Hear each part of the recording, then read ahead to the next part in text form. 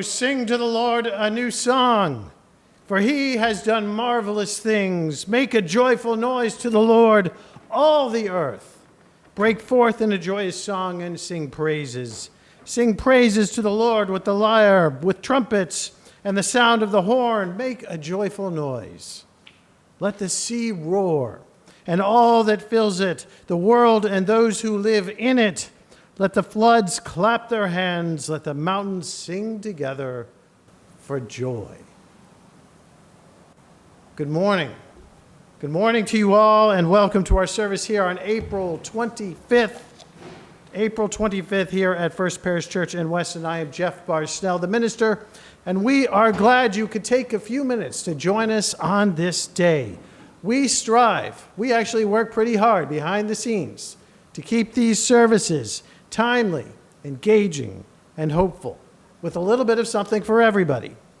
And we continue to miss the joys of gathering here together in person, to worship, to give thanks, to be reminded of our best selves, and come away renewed.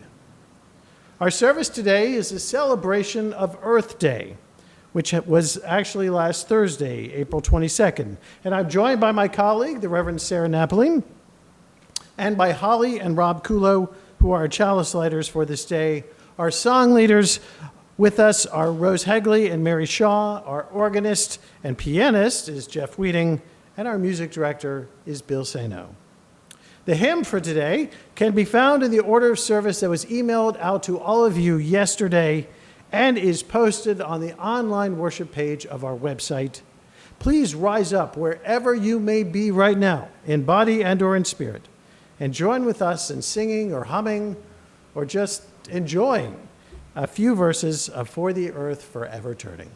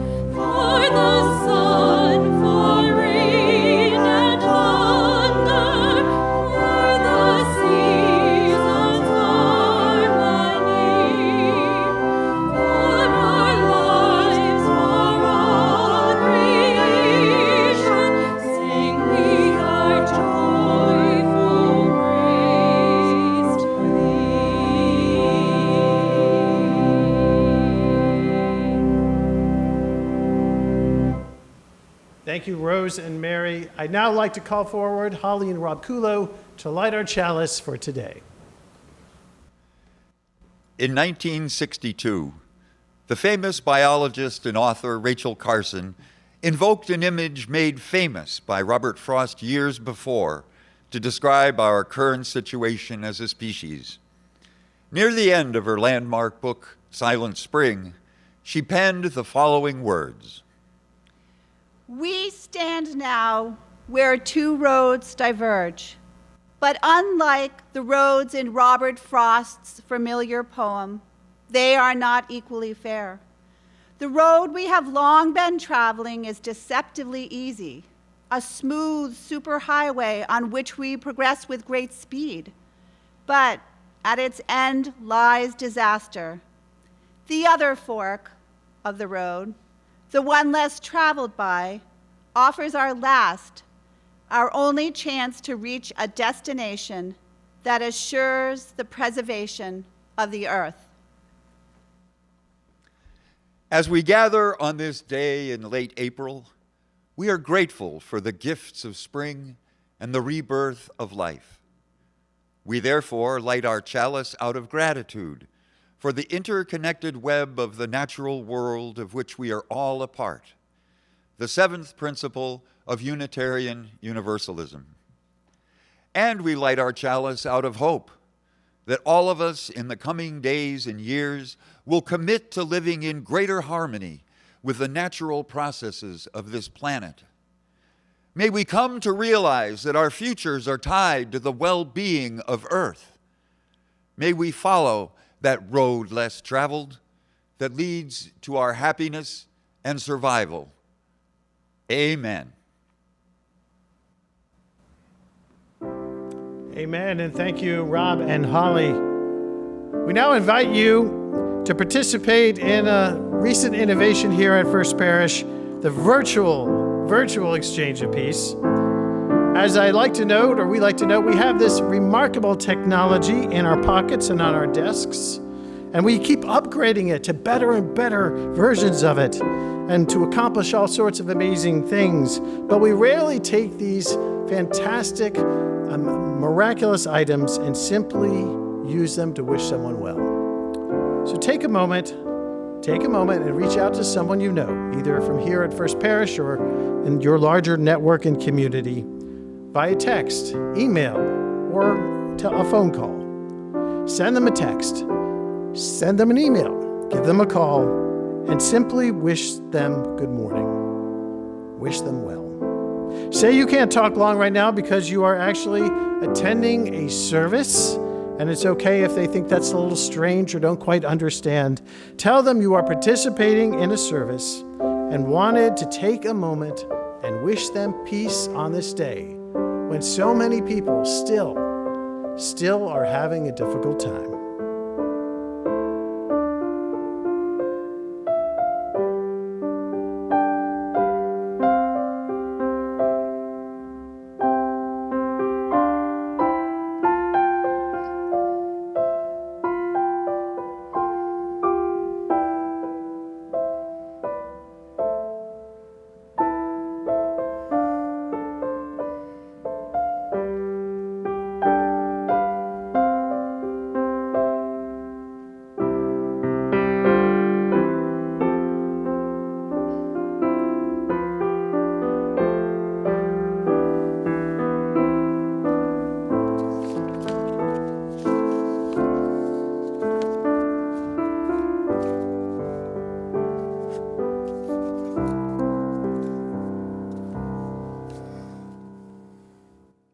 Thank you, Jeff. And now, Sarah Napling with the Time for All Ages.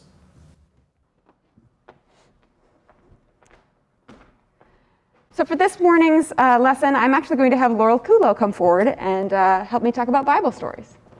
Hi, Sarah. Hi. We learn a lot from Bible stories, but it's important to understand the context around them, like where they took place and what was going on. Yes, absolutely. For example, creation. Okay.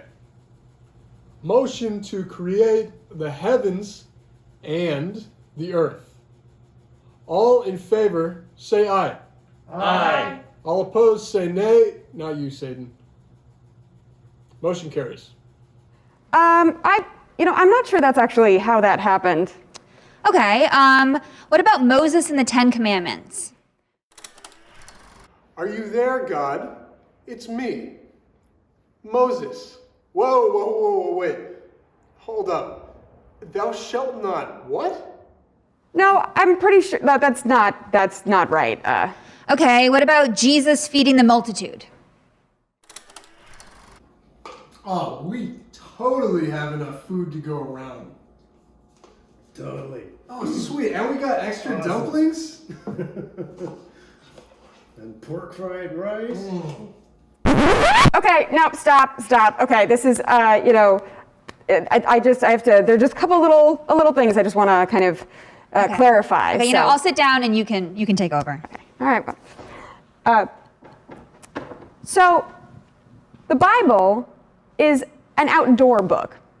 It takes place outdoors. So many of the stories take place out in the world. For example, creation is obviously creation. It's out in nature, out in the world around us. Moses in the burning bush, and then the loaves and the fishes. All of these stories take place in the world.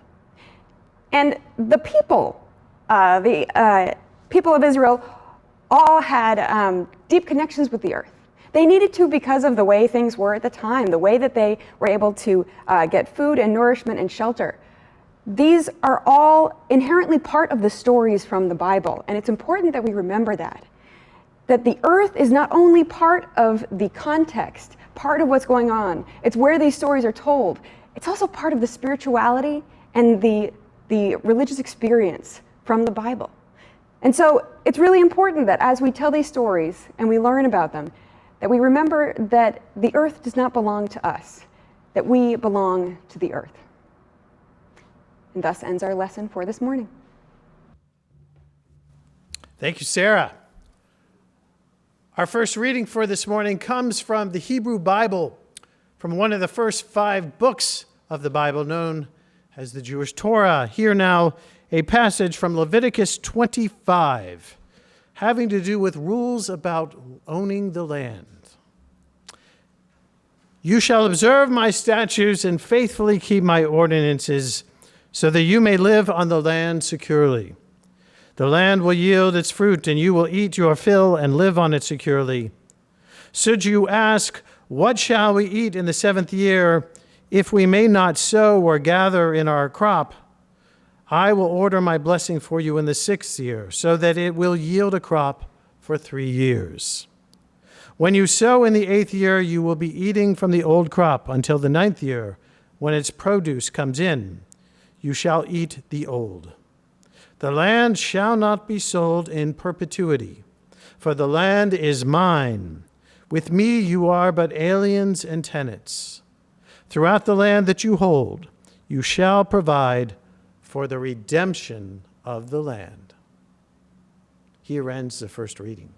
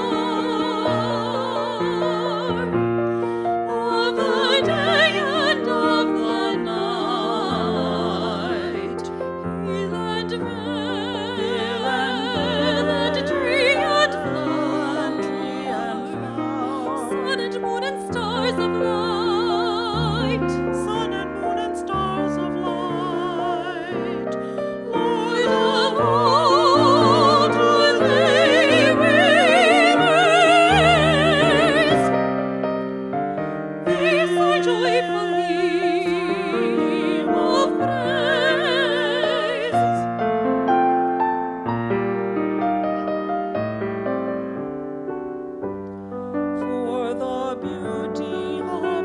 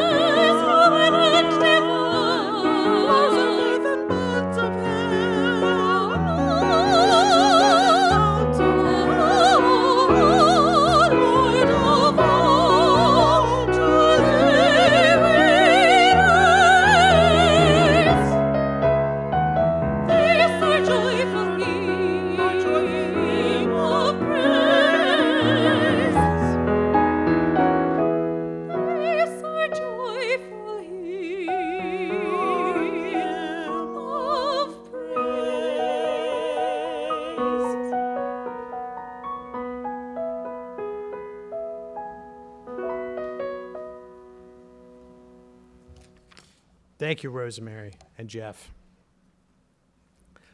Our second reading this morning comes from a popular essay, at least popular in some circles, by the well-known poet and farmer and essayist and thinker and environmentalist, Wendell Berry. Wendell Berry has lived on a rural farm in Kentucky for more than 50 years, where he has farmed his land and written his essays and published his poems. This following reading comes from an essay he published many years ago called A Native Hill, ruminations about the land that he owned and working that land. Here now, this section. We have lived by the assumption that what was good for us would be good for the world. And this has been based on an even flimsier assumption that we could know with any certainty what was good even for us. We have fulfilled the danger of this by making our personal pride and greed the standard of our behavior toward the world, to the incalculable disadvantage of the world and every living thing in it. And now, perhaps very close to too late, our great error has become clear. It is not only our own creativity, our own capacity for life that is stifled by our arrogant assumption. The creation itself is stifled. We have been wrong. We must change our lives so that it will be possible to live by the contrary assumption that what is good for the world will be good for us. And that requires that we make the effort to know the world and to learn what is good for it. We must learn to cooperate in its processes and to yield to its limits. But even more important, we must learn to acknowledge that the creation is full of mystery. We will never entirely understand it. We must abandon arrogance and stand in awe. We must recover the sense of the majesty of creation and the ability to be worshipful in its presence. For I do not doubt that it is only on the condition of humility and reverence before the world that our species will be able to remain in it. Here ends the second reading.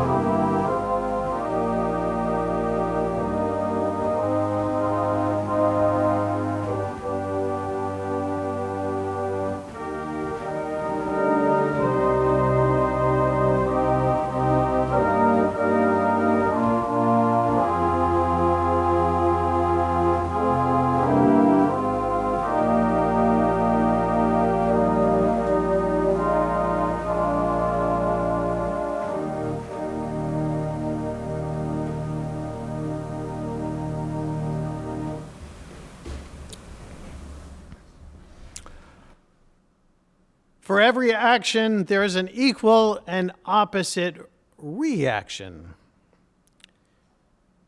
Injustice anywhere is a threat to justice everywhere. We are caught in an inescapable web of mutuality.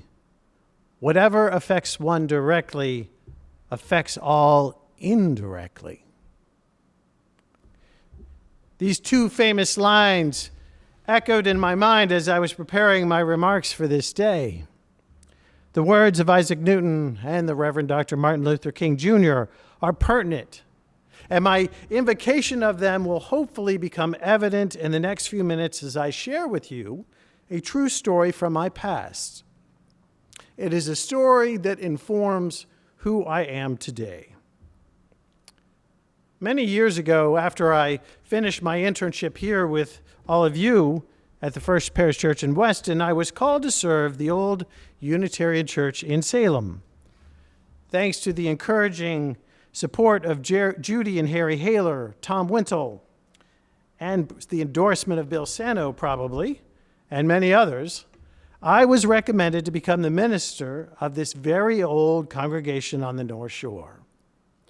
Salem, as many of us know, is an old colonial maritime port with 4 centuries of European settler history and at least 1,000 years of Native American history and activity, probably more. While it is infamous for a tragic instance of social and religious hysteria involving accusations of witchcraft in 1692, in more recent times, in more recent centuries, it became a working-class industrial city with a commercial port. Some of the wealthiest families in Massachusetts over the last 200 years made their fortunes, at least at the beginning, in Salem, first off in shipping and then from industrial manufacturing. Salem has always been an industrious place. Well, in the 1950s, Salem was changing yet again. Most of the textile factories had moved south to the Carolinas or to Mexico, and portions of the port area right along the ocean were left open and unused. So the New England Electric Power Company proposed the construction of a large electric power plant right on the harbor. The plant would help power the growing population in the region, including Boston. This was acceptable to the city leaders in the 1950s. So three coal-fired power generation units were built over the course of 6 years, all in this one large, giant building. Then a large oil burner was added when it became clear that even more power in the region might be needed. The site of the plant was literally right on the harbor, right by the water. And the ocean access was important since it allowed the transportation of coal by ship to the large storage depot that was situated right next to the plant. By the 1960s, the power plant had become the largest taxpayer in the city and one of the largest employers, and by far the largest polluter. When I arrived in Salem in 1998, this was still the case. You could see the plumes of dark smoke arising from the stack on most days, especially in a winter morning as they fired up the plant to meet the early power needs from everybody waking up and turning on their lights and furnaces. And next to the plant, there was always this massive mountain of coal that was replenished every 3 or so weeks. After one delivery, that coal pile could be 5 or 6 stories tall, taller than this building in which I am standing right now, and it covered an area larger than 2 football fields.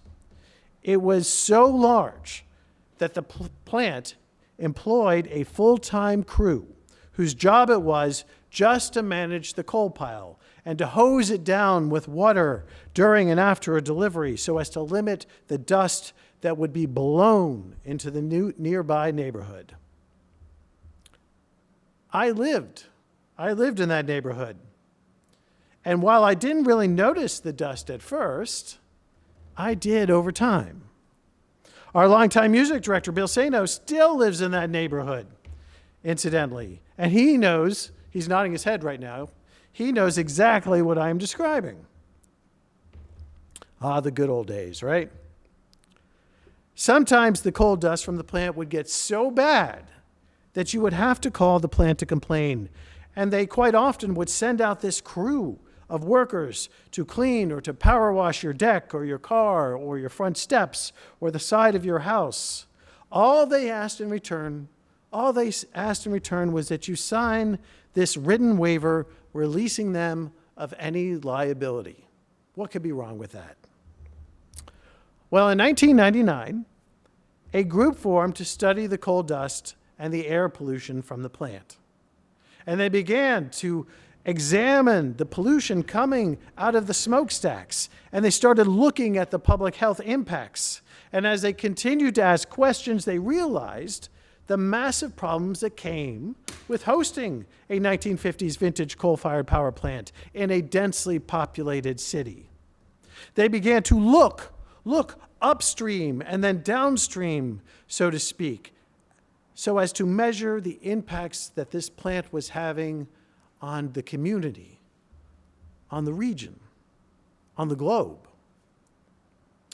And while I did not start these community groups, I found myself quickly getting involved with some of their work.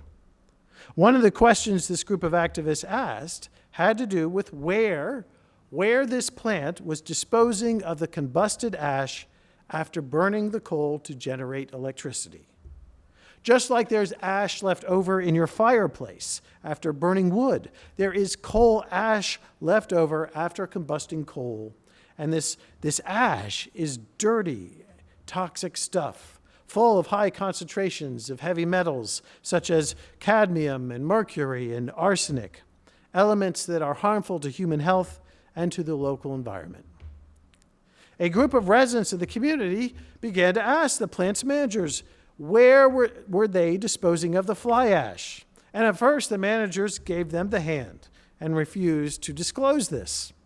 So the activists, including Lori Ehrlich, who is now the state representative of the next door town, Marblehead, the activists decided one day to follow the dump trucks that regularly departed from the plant property with a covered payload of coal ash and see where it was being taken. It turns out that they did not have to drive too far, since the ash in the 90s was actually being trucked to an unlined quarry pit in southeast Massachusetts, in Freetown. It also turned out that this was the new destination of the fly ash. Before Freetown, the ash had been trucked over the North River, over the Beverly Bridge to Beverly, the town just north of Salem, and there the ash had been dumped into an old unlined granite quarry pit.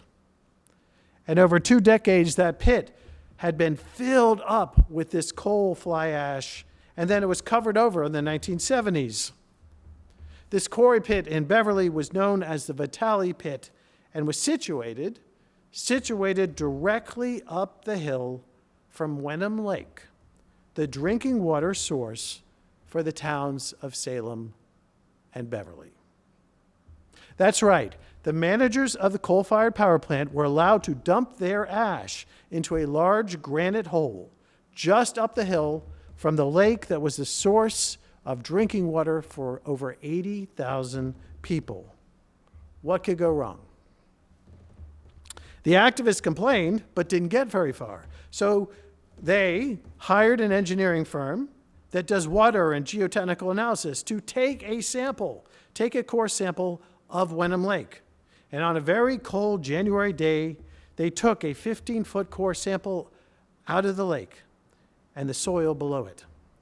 And they found a layer of coal ash in that lake that was over 3 feet long, or thick, depending on how you look at it. 3 feet of coal ash, submerged under the water and the ice on the bottom of the lake. By then, they had gotten some well-known advocates involved, including the well-known environmental lawyer, Jan Schlickman, who had become famous for the work that he did and was described in the book, A Civil Action, which told the real-life story of the contamination of the drinking water in another town here in Massachusetts, about 10 miles from where I am speaking, in Woburn.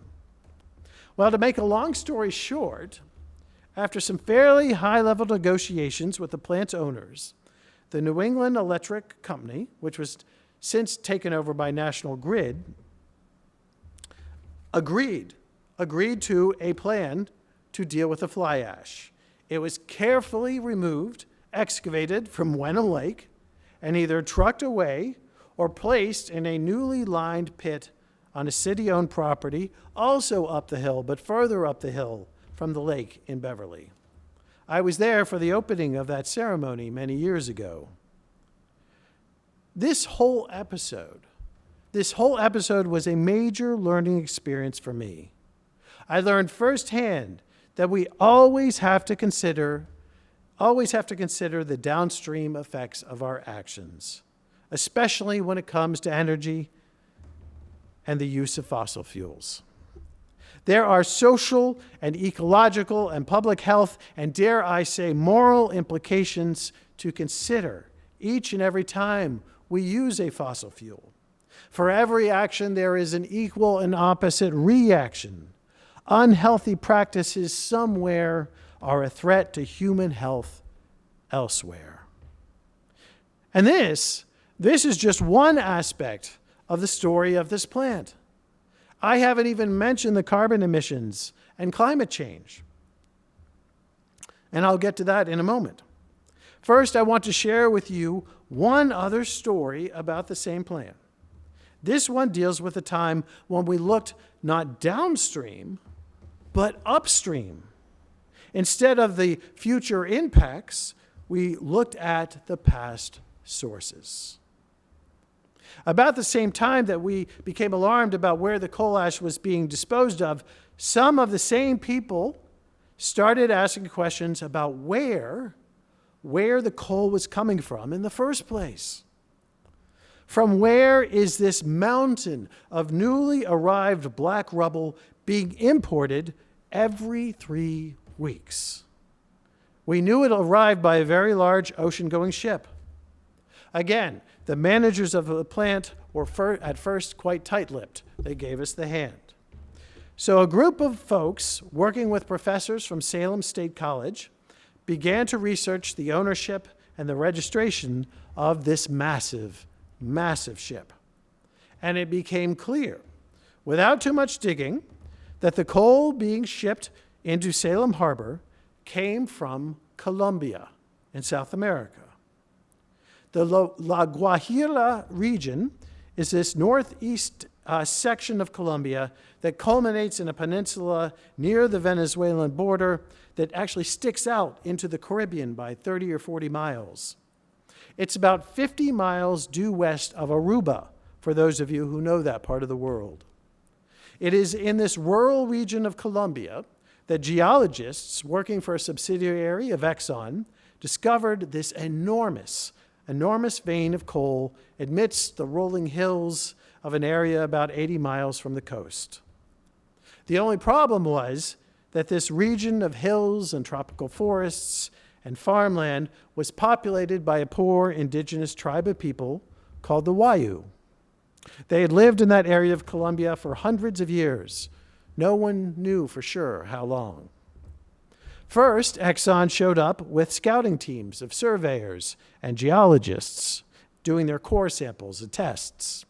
And then construction equipment and government representatives arrived on the scene. And by 1990, the El Cerrejón mine had become one of the largest and most promising coal mine operations in the Western Hemisphere.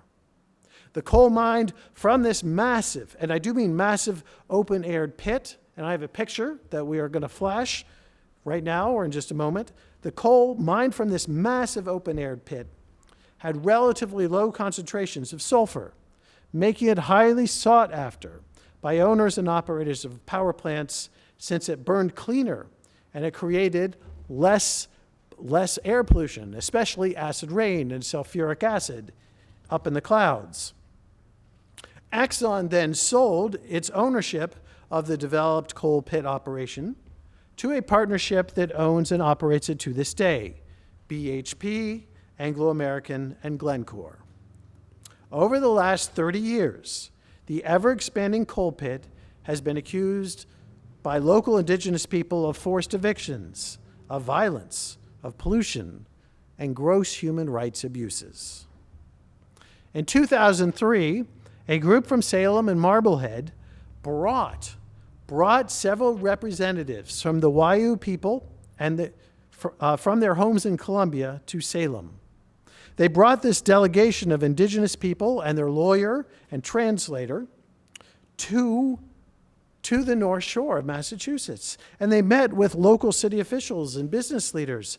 They shared photos of their homes and their region and stories of being violently displaced from their tribal lands, from their farmland. And after initially refusing the delegation, the plant managers, the managers of the power plant, eventually agreed to meet with these people from Colombia. The only folks who actually didn't meet with this group from Colombia were the senior executives from the owners of the plant at the time who were making the decisions to purchase coal from the La Guajira region, from that El Cerrajón mine in Colombia. I will never forget sitting there listening to these people describe being violently pushed off their land and having their homes in some cases literally bulldozed and destroyed by private paramilitary forces, all so that this open-air coal project could expand its operation. The owners of the plant claimed that they had set aside other land for these people, but that it was the Colombian government's responsibility to manage that transition and move, a transition that has never occurred. Flash forward to a few months ago. In January, the OECD, the Organization for Economic Cooperation and Development, a group that is not exactly anti-business, the OECD began a new investigation into the human rights abuses and ecological contamination that persists at and near the El Cerrajón mine in Colombia.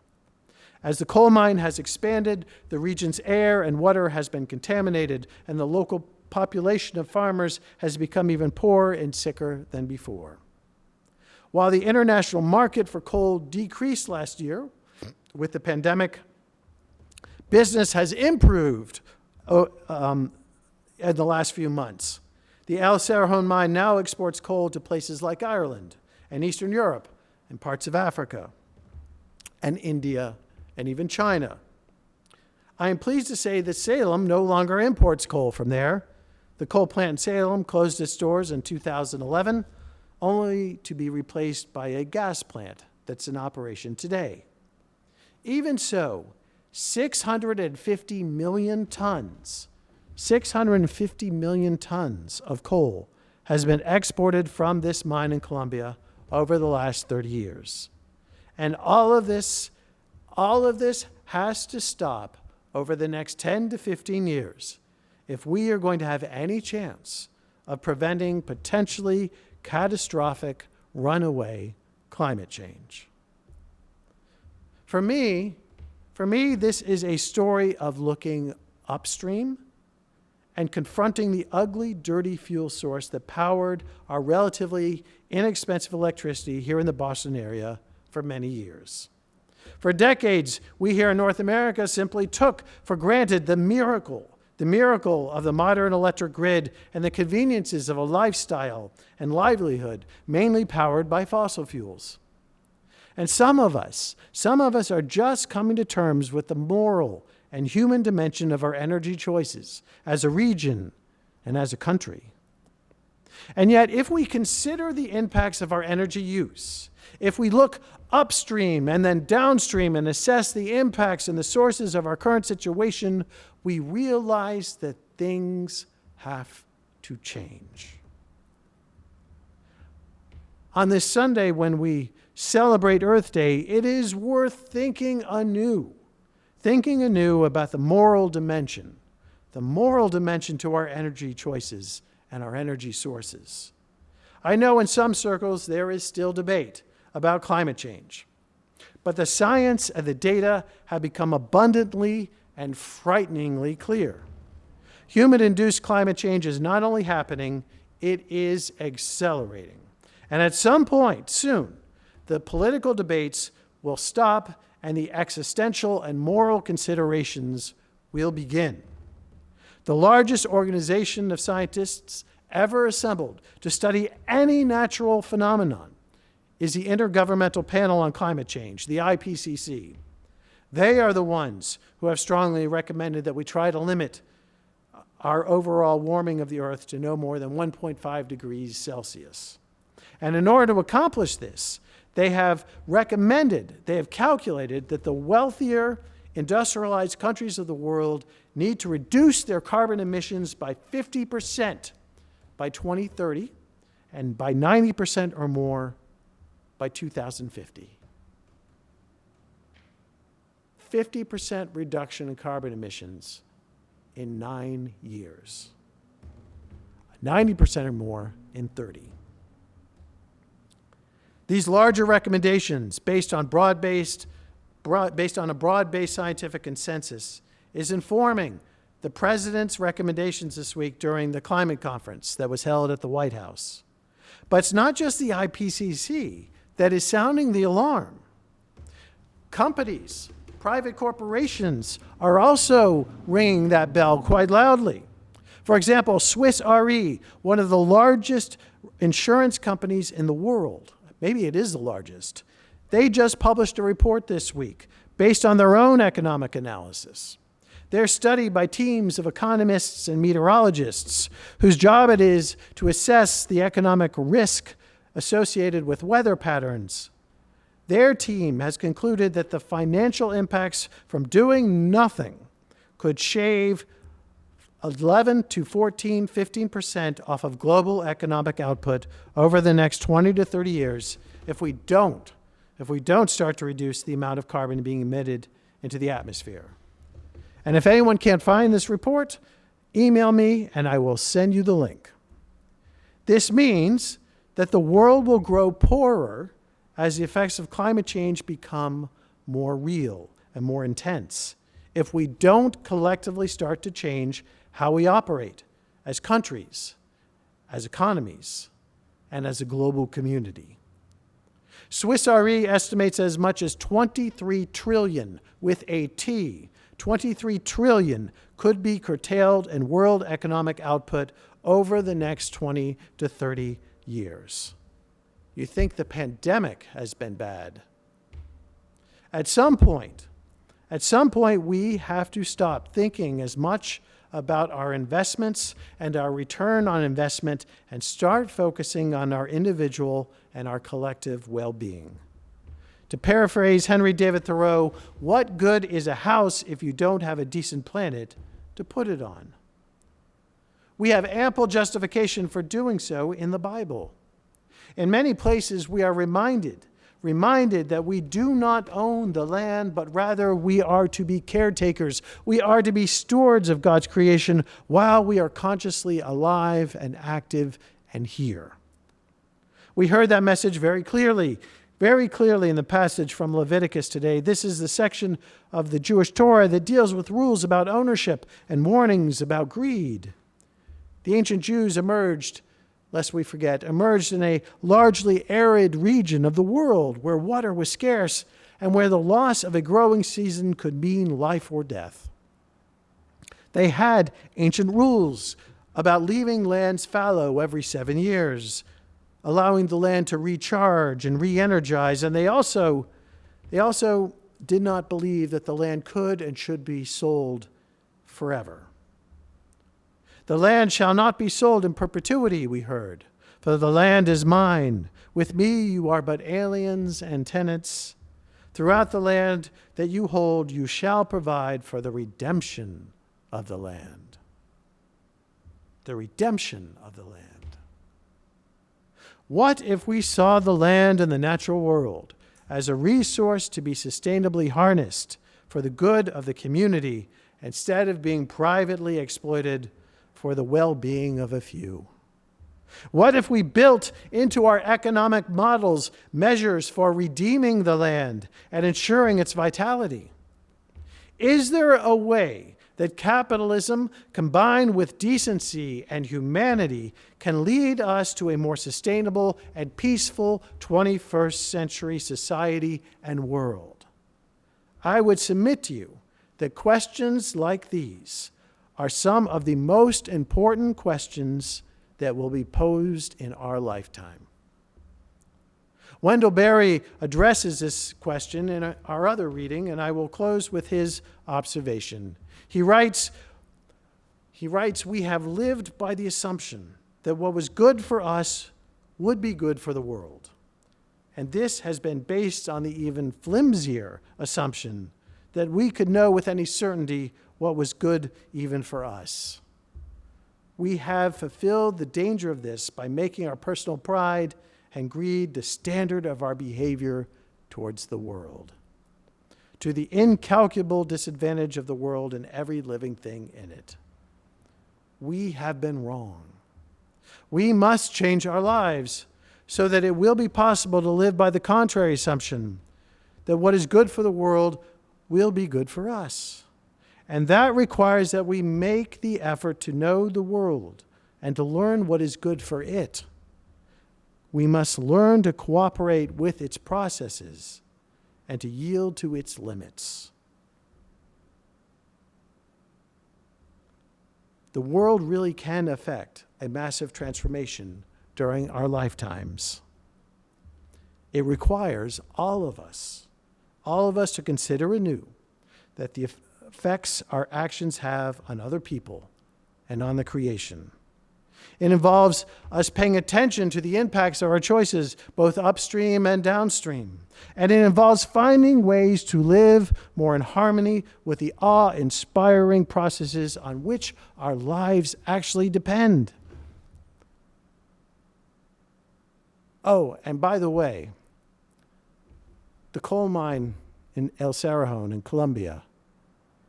As I speak, I'm sure there is a massive ship being loaded with millions of tons of coal, whose destination is the coast of Ireland and Nigeria and Poland. It's still happening. It's happening all around us. And it will fall to people like us to say, enough. There is a better way. May it be so. Amen.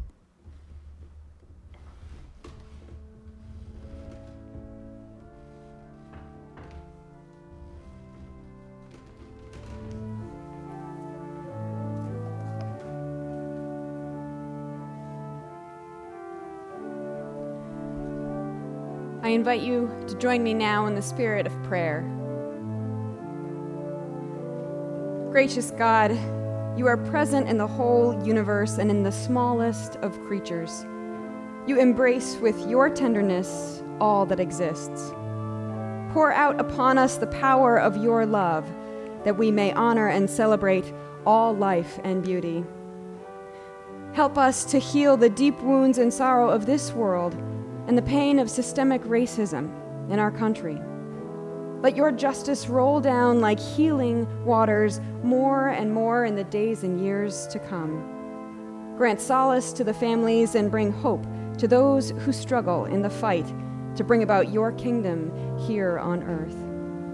Bring peace and contentment to our lives that we may protect the world and not prey on or exploit it, that we may sow beauty, not pollution and destruction. Teach us, O Spirit, to discover the deeper sacred value of each thing, to be filled with awe and contemplation, so that we may recognize that we are profoundly united with every creature on this journey toward your infinite light. God, help us see the world with your eyes, do the work of your hands, and love with your heart. This we ask as we follow the wisdom teachings of Jesus, and we pray now as he taught us to pray, saying, Our Father, who art in heaven, hallowed be thy name. Thy kingdom come, thy will be done, on earth as it is in heaven. Give us this day our daily bread, and forgive us our trespasses as we forgive those who trespass against us. And lead us not into temptation, but deliver us from evil. For thine is the kingdom, and the power, and the glory, forever. Amen.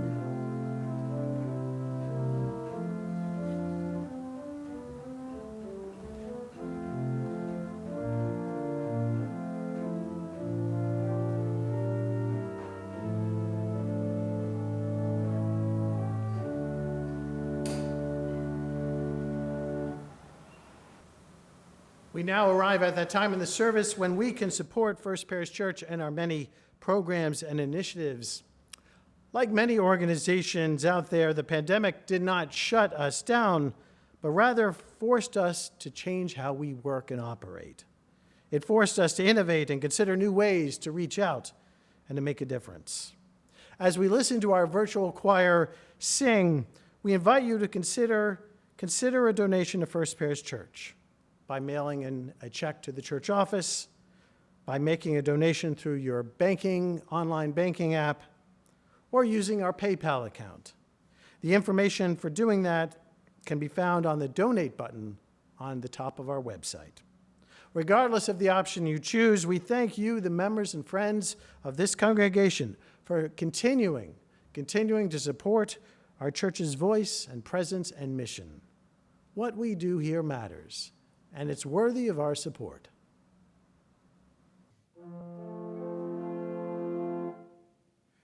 Earth was given as a garden, cradle for humanity, tree of life and tree of knowledge, place for our discovery. Here was home for all your creatures, born of land and sky and sea, all created in your image, all to live in harmony.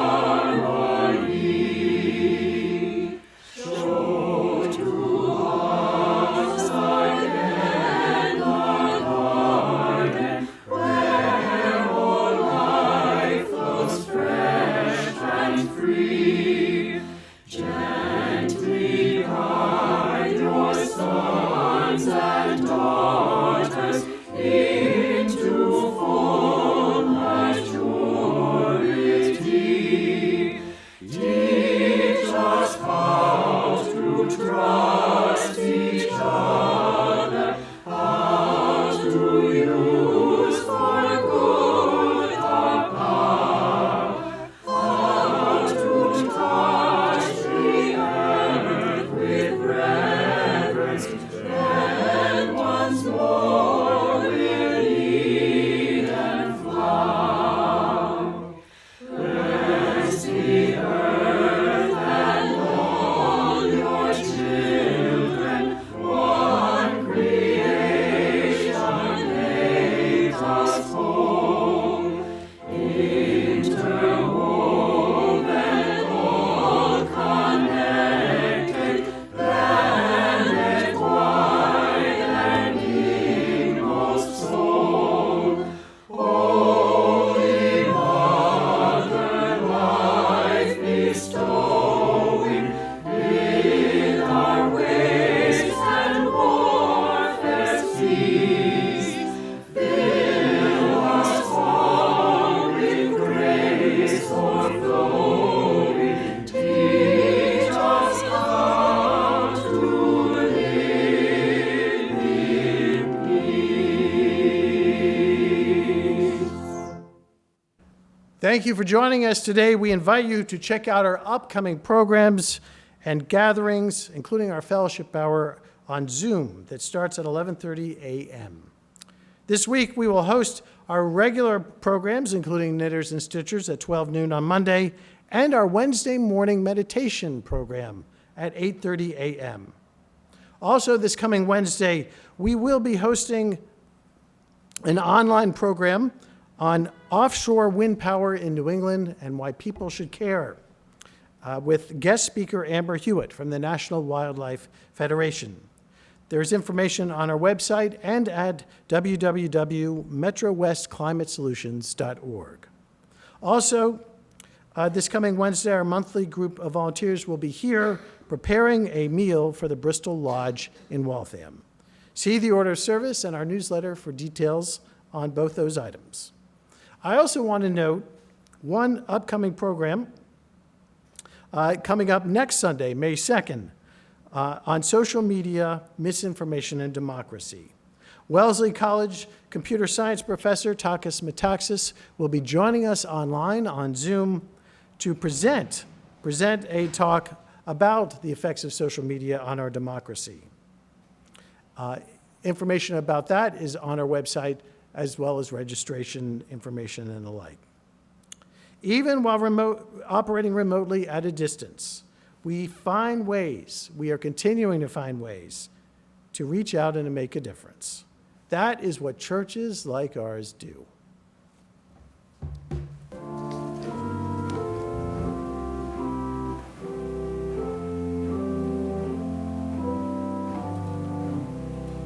Thank you for joining us today.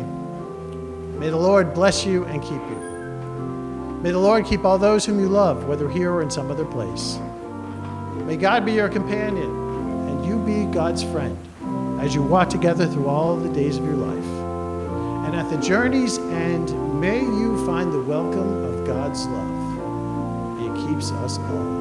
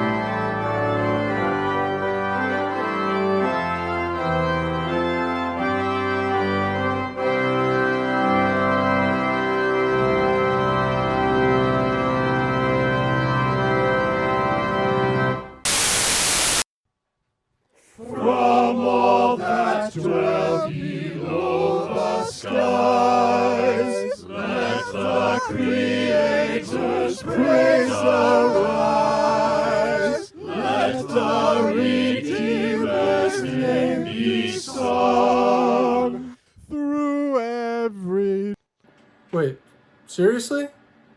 You guys don't know the words to this song? There are 4 lines. Look, man, I didn't know I was going to be singing today. They told me I was coming in to audition for a Brady Bunch remake. Oh, dude, you'd be a shoo-in for Alice. Thanks, man.